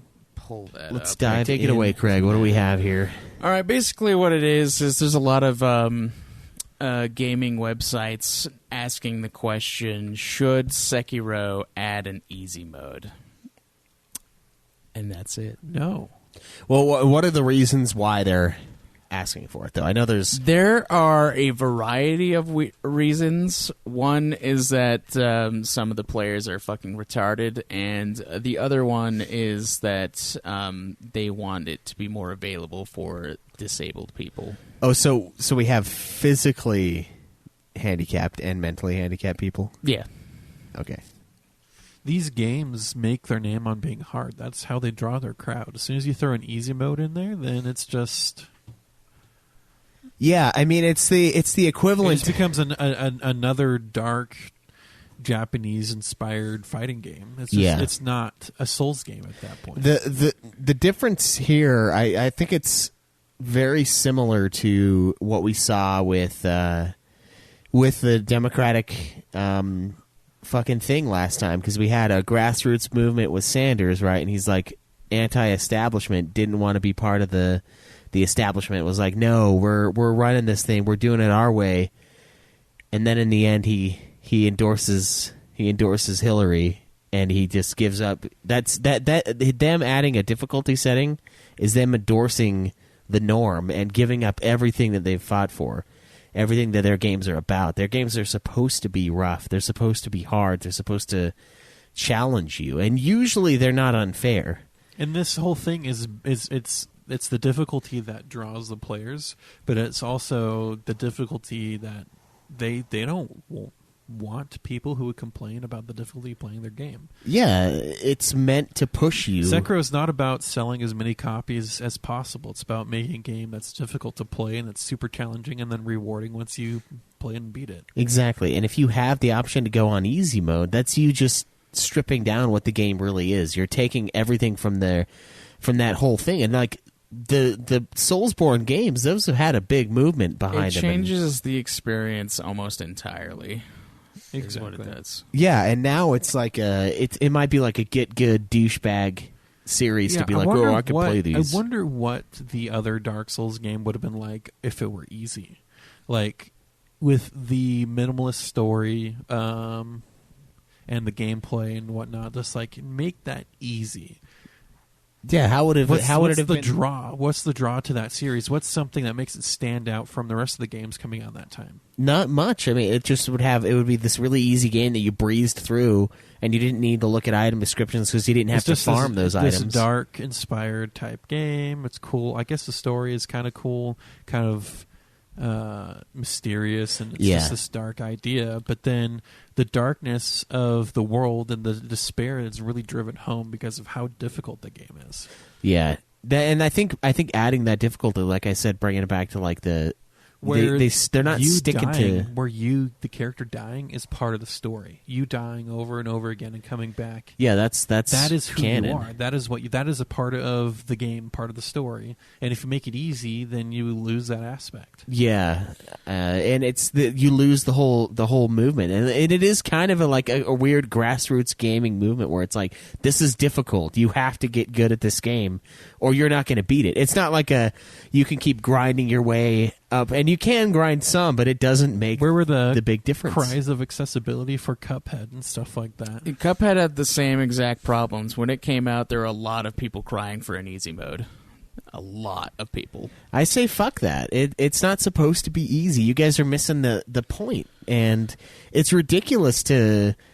I can't imagine having an ailment or having something that would affect me in such a way that I would feel like other things should be altered to fit me. See, what bothers me about the whole disabled talk is that whenever people bring it up, they're like, oh, well, we're not talking about an easy mode. We just want accessibility. And I was like, I want examples of what this accessibility means. And they can't give any other than like... making the game more streamlined in certain ways. One example was something like in Sekiro has the parry option. So if you time the parry, then it but if you time it wrong, it just becomes a guard. So you have that block instead of the parry. Well, that sounds amazing compared to Souls. Yeah, so there's that little bit of helpfulness. No, it's the same thing in Sekiro. If you mistime a parry, you're fucked. Yeah, but they're talking about making a parry into a block. Oh, that would be bullshit. Yeah. Well, no, that's what it is in Sekiro. When if you mistime the parry, it's just a block. See, that makes it sound easy. That's way easier. Yeah, that's fucking. So that by itself is like one of the things they were like saying. It's an example. It's like, well, that's just smoother, streamlined gameplay rather than like. See, that's not an accessibility option. When I think accessibility options, I think like, they have bigger text for subtitles if you can't fucking like understand the language, or they have like color blindness options. Yeah, or numerous they have languages. The sound options, like things like that. That's accessibility. That's what I think of when I think accessibility. All the shit that Guitar Hero has is accessibility. Lefty switch. Yeah, I don't know. Fucking grayscale. I want for the disabled people that are arguing that they don't mean an easy mode, I want to know exactly what they mean when they say accessibility options. Because I read an article that IGN put out that was basically a guy saying that he was autistic and he had ADD, and that he was blaming every single part of the fact that he can't play these games on like ADD. Well, I think I have ADD, Cam has ADD, and we can play these games fucking you can't easily. Look. You can't tell me that the ADD is overpowering his autism. He should be amazing at this fucking game. Maybe there's degrees of... And he says that he has physical deficit. problems where he has like his hands start cramping after a while. Well, it's like, okay, well then you stop playing that game and play something else. Sounds like you'd get that with a lot of games, not just this game. Yeah, I don't understand why Sekiro would be. That's not an accessibility thing. If you can't play that game, it's like, I'm sorry, you can't play it for 16 hours a day without your hand cramping. Maybe go outside. I'm starting to get carpal tunnel, but that doesn't mean that I'm gonna fucking keep playing a game that's based on me timing shit perfectly when my hand is seizing up with pain. I'm not gonna fucking do that. Yeah, I've heard. So I've listened to Adam Carolla a bunch, and they have a guy on there that talks about. His thing is the harbinger of success. That's his little show, and they talk about some interesting stuff sometimes. And one of them was looking at people who had an amputee people versus people who won the lottery, and their happiness before, and then their happiness 6 months after the event, whether or not they won the lottery or they lost a limb. And most people, when they lose a limb, like a lot of times they go back to the same level of happiness. Like and I think there's a certain person.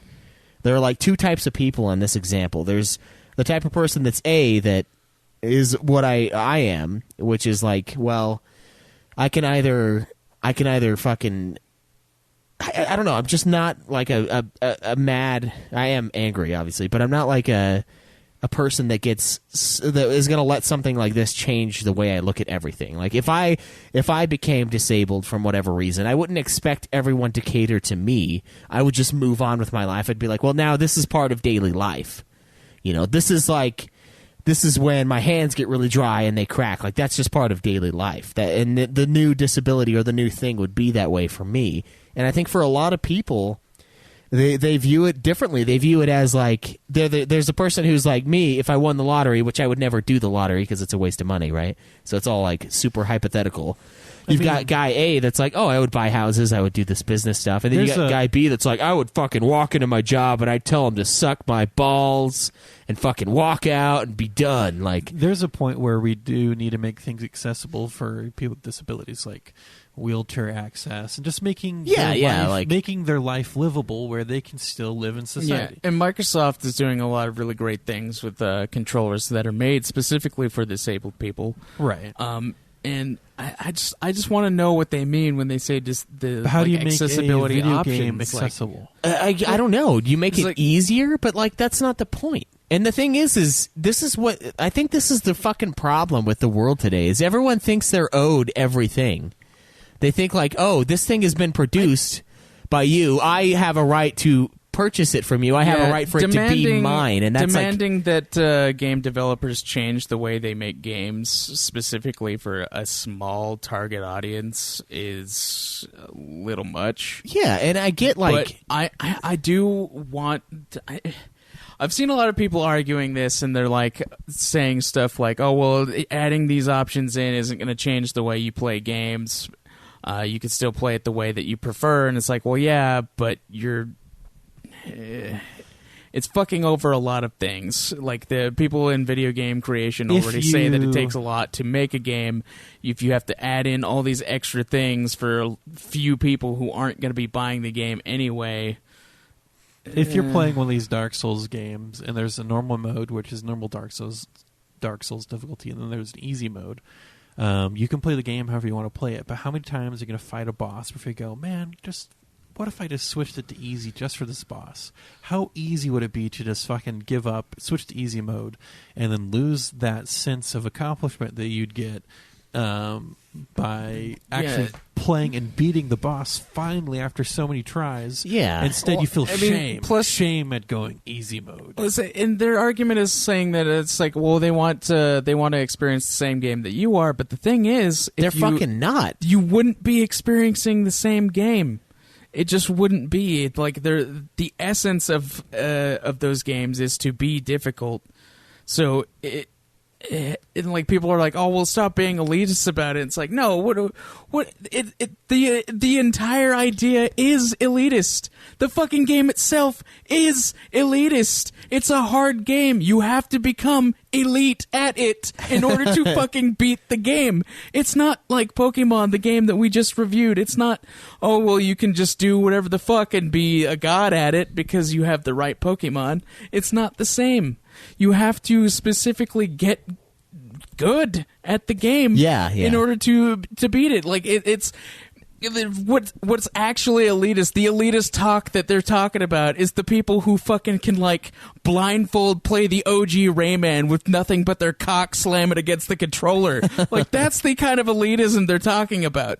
The game it's meant to be challenging. They want you to take on that challenge and beat it. Yeah, and here's the thing, like you don't have like a right to experience this game the way you want to. Like it's just a game. Like I don't get that about people. It's the same with old games. They're like, well, it's not available anymore, so I'm just going to steal it. And I'm like, well, it is available. You just have to buy an old console, but you're going to steal it instead. And they're like, yeah, but if they cared about it, they'd make it available to me. I'm like, well, it's like you don't have a right to play that game. It's not like a fucking constitutional right to play Burger Time. Like, they owe it to me. And I was like, you're 28 years old. You didn't play it in the arcades. They owe you fucking nothing. Like, and it's this idea that everyone is owed their experience. Like, I bought this game, you should make it for me. And it's like, no, you should buy it if it's for you, and if not, it's not. There are some things that I can't fucking do. Like, I just can't do Guitar Hero on Expert anymore. Like, I don't think they should change it to make it easier for me. I don't think Rocksmith should be easier because I'm not good at the guitar. The whole point of Rocksmith is to get good at the guitar. No one's fucking asking Rocksmith to make it easier. Like, how come it's so realistic? Why are all these notes on the screen? I can't hit all these notes. Yeah, that's why you practice to get better to fucking hit the notes. That's the whole point. And if you can't appreciate that, if you can't get on board with that, then it's just not your fucking game, man. Yeah, it's not about. I don't understand what the disability talk is. Like, is it fucking hard to see the game? I don't get that. Yeah, the disability thing. Like, I have seen quite a few disabled people talk about this, and they were saying stuff like, we should just. I don't know why people are so trying to fight this. We should be as gamers like. Trying to bring everybody in. It's like, yeah, that's fine. We all want that. We all want other people to play the games. I don't have a single problem with them putting in accessibility options. I just want to know what they mean when they don't say they mean an easy mode.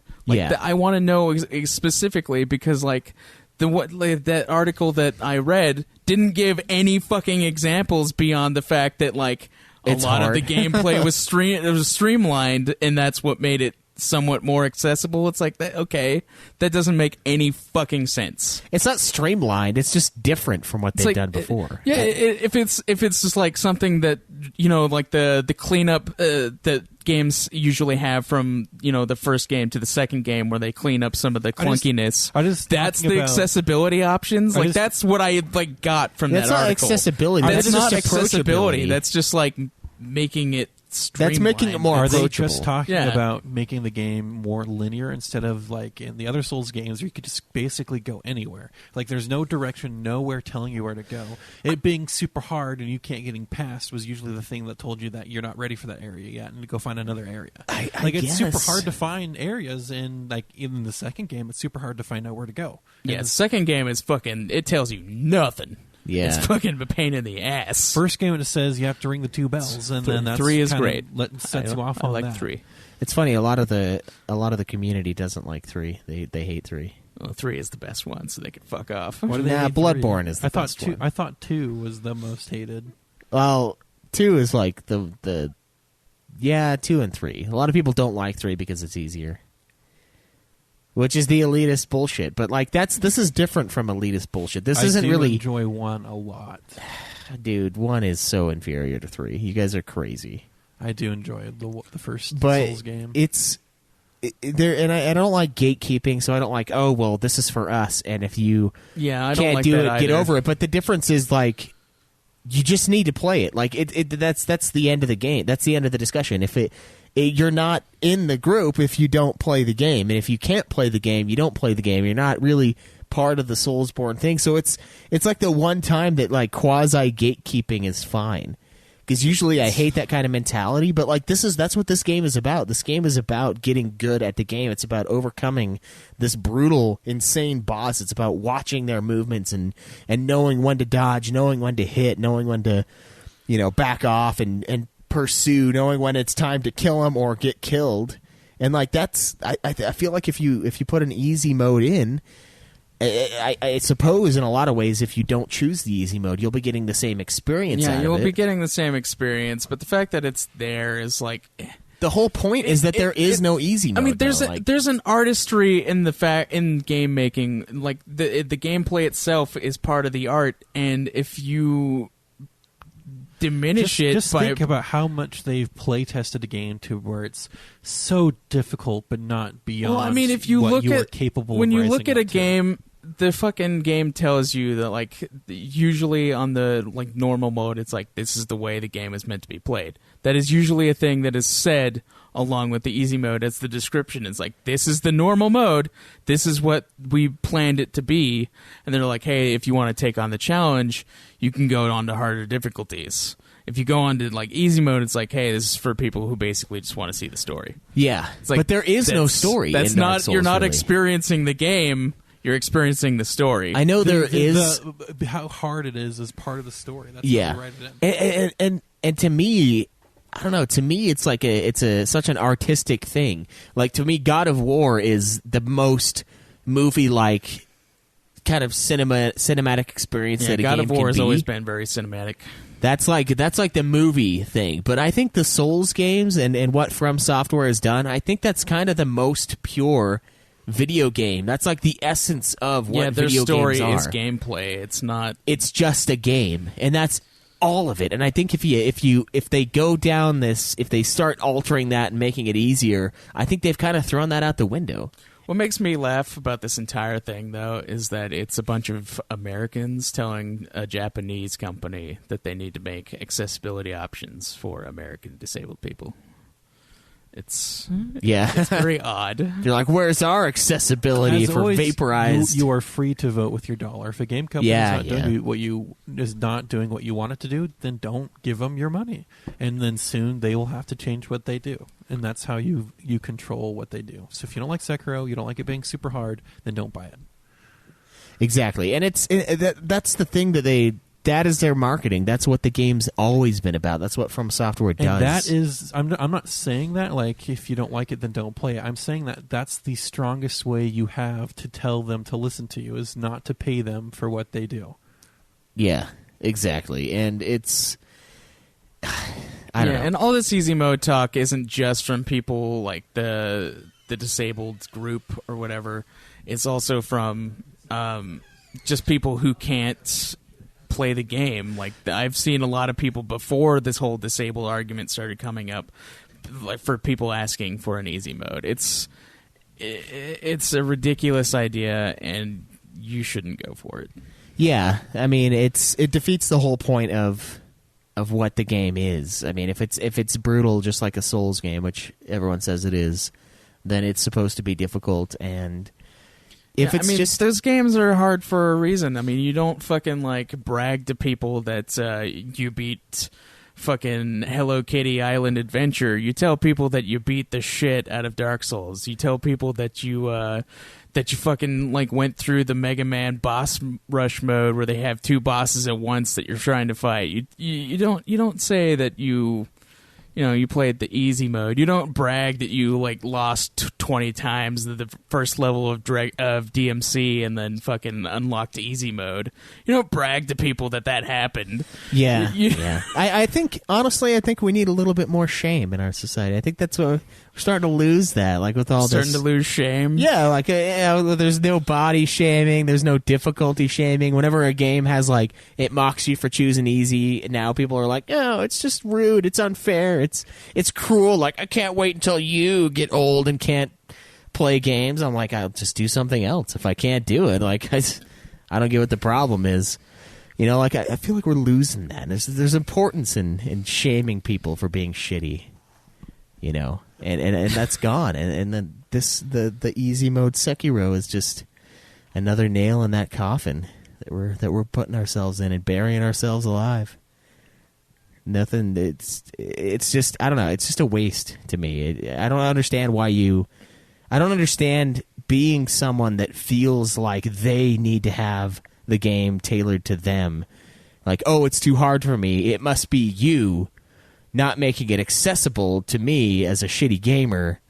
You should change. And it's like, well, tons of people have beaten it, so I don't get what the problem here is. Like, it's when you like push your disability or you push whatever it is on everyone else and you want them to deal with it. It's like, it's not my fucking problem that you can't push the buttons in the right order. Like, it's just not. I don't know how else to put it. Like, I'm fucking sorry that you smashed your hand, but maybe fucking play something else. Like, maybe play a platformer. Maybe play Plants vs. Zombies.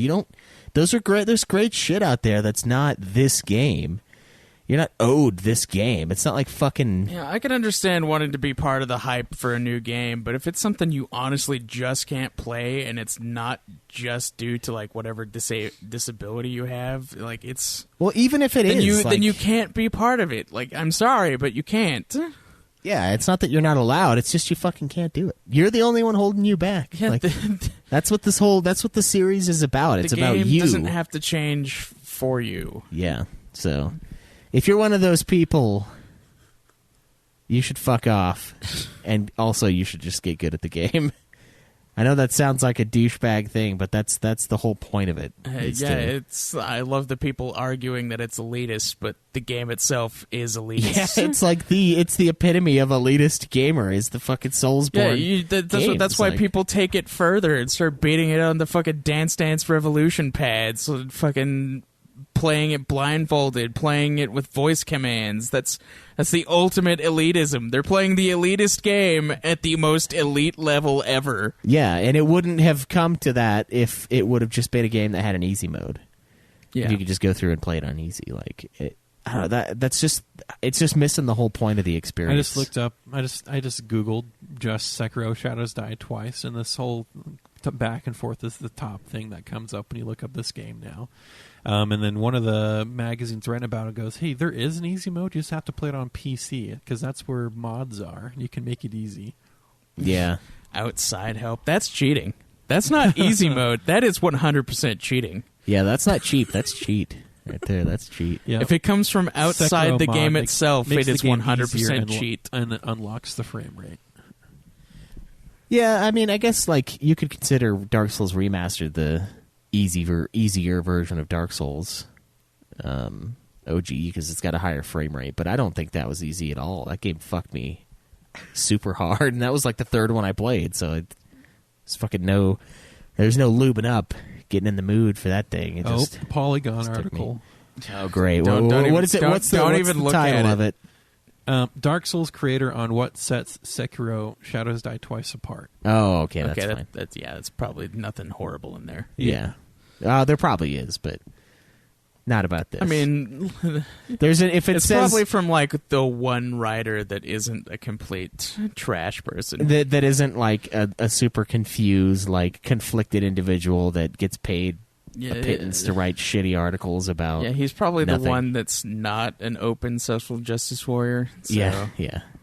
Hey, if you're at Polygon and you have to put your pronouns on your Twitter page, I'm probably going to hate everything you've ever written. And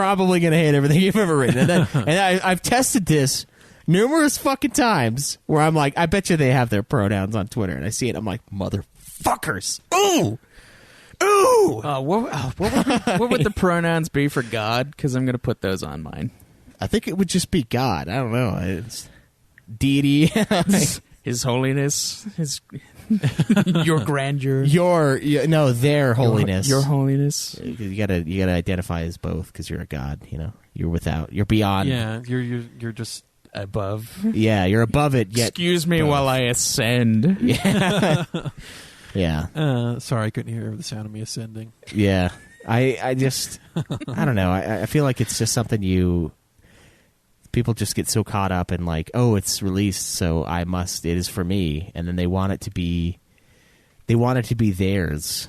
And it's not really yours. You don't have there's no like fucking, you don't have like a right to it or a right to play it even though you can't play it. Like it just is. And you either can or you can't, and that's not really an elitist statement. It's just fact. Yeah, it's not elite. It's not elitist. It's not gatekeeping. It's just like if it changes the game for everyone else, then it's just not going to happen. Yeah, and if you think that's fair to change it for everyone else, then you're an asshole. You're putting yourself above everyone else and above the whole idea. I've seen people talk about games. being able to change how much health enemies have and shit like that. It's like that's entirely up to the game devs. You shouldn't have control over that. Yeah, like I get if you had like a dev version, it's like, oh, you could play around and see like super boss mode this guy, but like, yeah, what's the point of even having a developer at that point? Why not just get like a fucking Dark Souls simulator, like the RPG simulators, and just fucking make your own? Like, Yeah, some of the features I've been seeing asked for as far as to be accessibility options, it's just an easy mode. Yeah. And everybody, like every disabled person I've seen that's arguing this is like, we're not asking for an easy mode. It's like, but we're not asking for an easy mode. But a lot of the people that I've seen, we just really wish it were easier. It's like, I mean, I don't want to sound like a dick to the disabled people that are in the gaming community, but guys, I mean, come on. Yeah, like I want to know. I want to know what you mean by accessibility. Like I want to know. I read multiple articles, and not a single one could give me an example of what an accessibility option would be, other than like the standard that you think of these sound options, visual options, and whatever. Like Sometimes you just got to pull yourself up by the fucking wheels and get good at the game. I don't know what else to say. Like seriously though, I agree. I've seen that being talked about, but I don't see any examples of like I can't fucking see the enemy because I'm colorblind. Like there's none of that. There's colorblind options in most games now. There are accessibility options. Like I don't know what they mean when they demand accessibility options. Yeah. It's just you just got to get good, man. And I mean that from the bottom of my heart. I really do. Like that's what it's all about. So, just fucking get over it, or return it to GameStop for a significantly less. Yeah, for like 10 cents because it doesn't have accessibility options for them either. But shit, I think that's it. You guys got anything else you want to bitch about this stupid fucking movement? You know what? We didn't talk about what we've been playing. We didn't. Yeah. That's okay. Maybe it's better for non-review or for review episodes to not do that. It felt a little smooth. It felt good. But we'll let us know what you guys think. Like, because I feel like the reviews, I like getting it in like earlier, and that's why we stopped doing questions except for this week because it's like a in the now thing. We can do them after, I think, but we haven't had questions in a while. Yeah. This is like one of the first ones we've received in a while. Yeah, that's true. So we haven't really done it, but. Cool. Do you want to do it next time, or do you want to the stuff we played?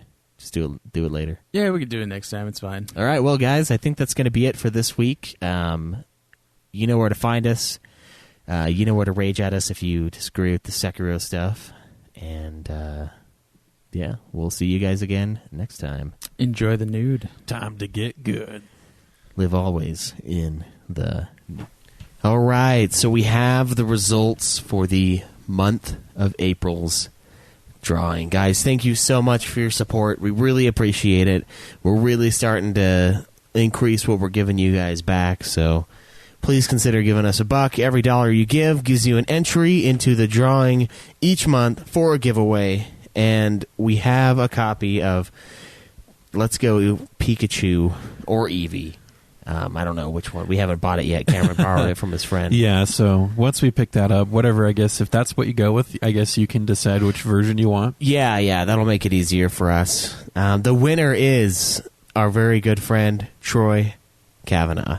Thank you so much for your support, Troy. We really appreciate it. It means a lot to us. You've been supporting us for a long time, and you finally get another win. It was insane in the beginning when you would lose because you were like the only one for a while, but thank you guys. And yeah, like we said earlier, keep on that hog, keep joining the playing around with the league, and we'll see you guys again next time.